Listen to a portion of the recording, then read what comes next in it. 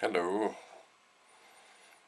I'm in the dark here because I couldn't get this to do anything else except, or couldn't get anything to really look good.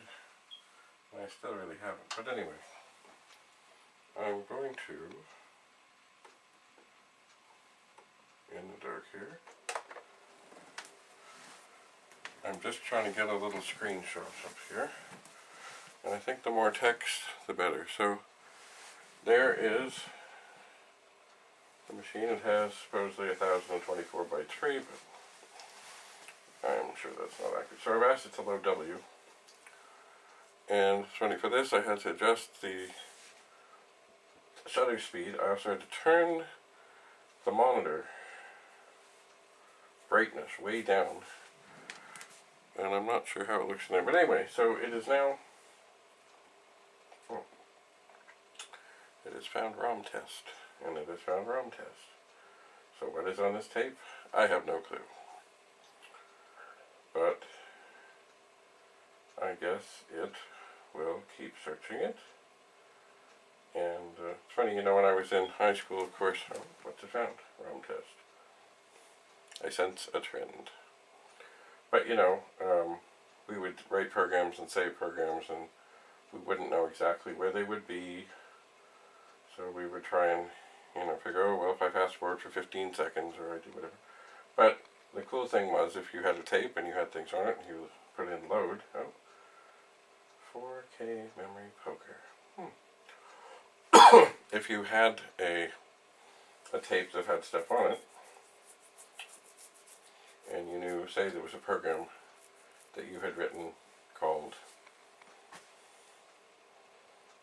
say, ROM test, or it was more likely to be something for school.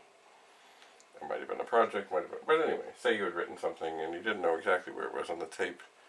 You would type in load and you would put in quote and you would put in the name. Or if you didn't know the name, you'd certainly put in the first letter or a few letters and then an asterisk.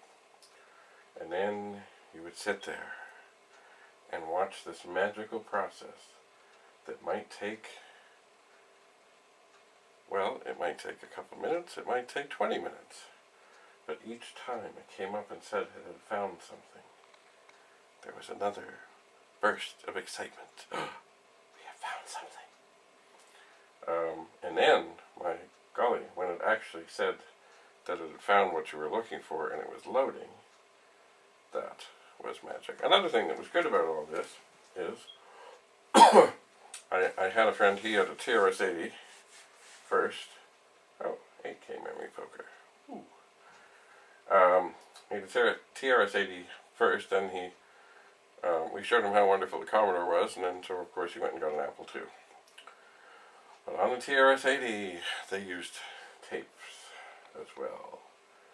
But you see, these ones, the Commodore ones, I hear that maybe some of the very early ones did have volume controls that you couldn't get at, and they were inside and they'd be set. And that was that. But these ones, they have no volume control, so it just does it, and it's dandy, and it works.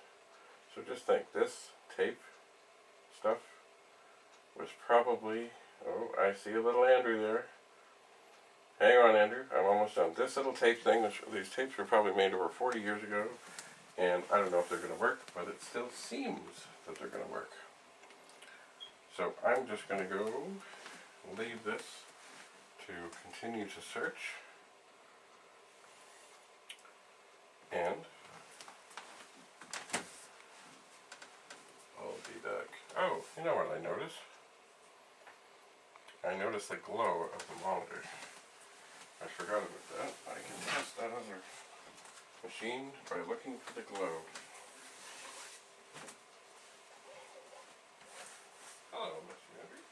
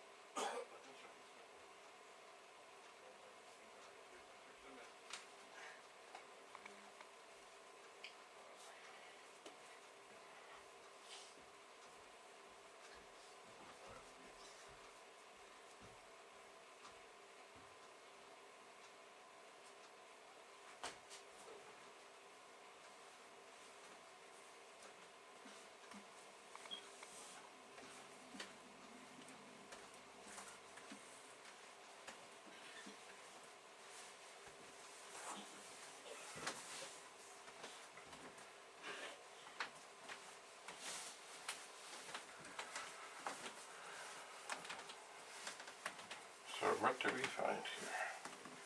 Oh, found 4K data poker, 4K data checker. And I'm just coming over to look and see. And that doesn't, I don't have my glasses on. Of course, if there they are. I would like to think this is looking pretty good on the screen. I've gone, oh yeah, kinda. I can't get as close as I would like, but I think it looks alright. But anyway, in the darkness, I realize, and I do not want to get in the way of this, but I realize that if indeed the monitor is getting power on these old things, I noticed this because I was in the dark here, it should be lighting up. Or, sorry, there should be a gentle glow coming from the back, which I noticed. So I've just turned the other machine on, and I'm looking in the reflection of the big Sony monitor, and I do not see any glow. Now, how long does it take for it to glow? I don't know, but I don't think it would be long. So we got 8K data checker. Okay, so this is still checking this tape. Just imagine, this tape is more than 40 years old, and it's still seeming to be doing its thing. It's funny, it's been a while, but of course I have watched Apollo 13, and Tom Hanks playing Lovell tells the story of how he's flying along and suddenly all his lights go out and he doesn't, he's like, what am I going to do, what am I going to do, what am I going to do? But because of all his lights were out, and I guess his communications was down, everything was down, because his lights were completely out, he was able to see this trail down on the ocean of the phosphor, or whatever, it was a night, of course, phosphorus, whatever, of what the ship had kicked up while it was going along. So this thing, because of the failure, he was able to, I think his communications were out and then the lights went dead, but because everything went dead, because he was in the dark, it meant that he actually was able to get home safely without ditching in the ocean. Well, this is similar in that I was just going to walk out of here, and I noticed the glow out of the monitor. Which, of course, if I hadn't been trying to get the screenshot, I might not have noticed, I might not have seen. So right now, I am going to walk around to the other side of the room ever so gently, ever so carefully, and look at the monitor on the machine I just got. And guess what? I do not see a glow. So you remember I had said, oh yes, it makes the noise with the cassette? So, indeed, I am thinking that the monitor on top of this is either got issues, or somehow it's not getting power, or maybe there's a fuse. But I'm thinking, well, I've got to do something to figure this out and isolate this. I do. Somewhere I have a meter. I am not the best at poking around. I did take a couple of years of electronics with a teacher who was very good at preaching, but I don't know that many of us learned a whole lot about electronics. But I can check for voltages, and I would like to think I know how to do that.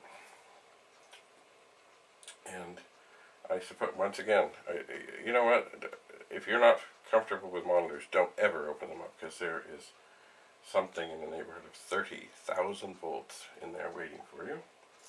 And if you don't know what you're doing, you could get zapped. Anyway, well, maybe this has found all it's going to find on this tape. I don't know, the tape is still spinning, I think. It's still making the noise like it's spinning. And there is a pretty good screenshot. So,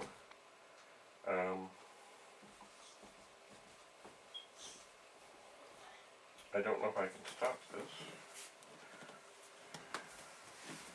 but I can certainly stop recording. So, here we have a PET 2001-8, and there's a screenshot, and it's looking at an old diagnostic tape from Commodore. Until we meet again.